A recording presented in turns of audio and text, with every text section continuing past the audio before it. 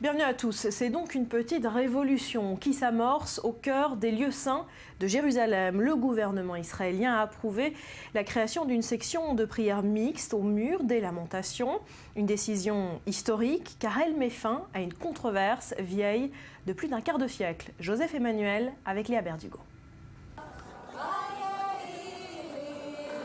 Elles chantent car elles sont heureuses. Le gouvernement israélien vient d'adopter quasiment à la majorité un compromis et celles qui se sont elles-mêmes nommées les femmes du mur pourront désormais prier au pied du mur des Lamentations.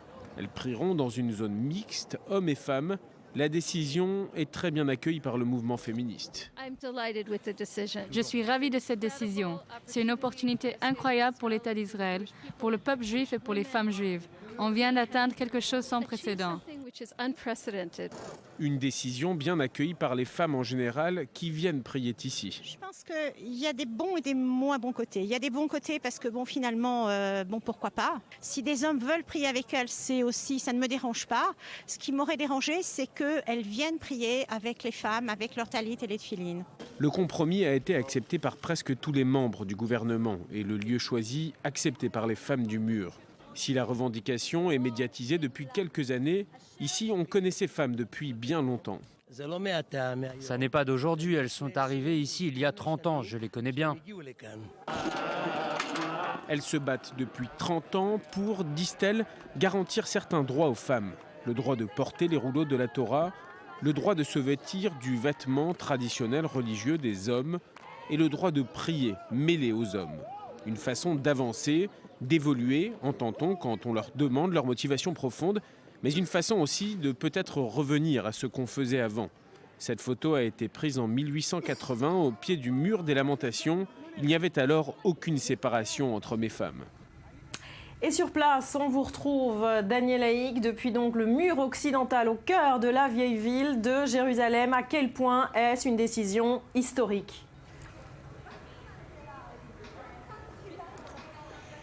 Eh bien, écoutez, c'est une décision historique dans la mesure où elle est sans précédent du point de vue de cette mouvance, de ce mouvement des femmes du Kotel qui revendiquaient depuis maintenant près d'un quart de siècle ce droit de prier selon leurs coutumes, qui sont des coutumes qui sont apparentées à celles des mouvements réformistes et des mouvements conservatifs. Il faut souligner, Barbara, que ces mouvements sont extrêmement puissants aux États-Unis, mais ils le sont nettement moins en Israël, où en Israël, l'orthodoxie est dominante. Et c'est elle qui gère depuis la création de l'État d'Israël les affaires de l'État, les affaires en tout cas, les affaires religieuses de l'État. Et là, de ce point de vue, effectivement, il y a un tournant parce que quelque part, on a le sentiment que l'orthodoxie a cédé au mouvement réformiste et orthodoxe. Maintenant, il y a derrière cette décision des dessous qui sont intéressants. Le premier dessous, il concerne le judaïsme américain. Il y a de la part du gouvernement israélien et de la part de Binyamin Netanyahou en particulier une volonté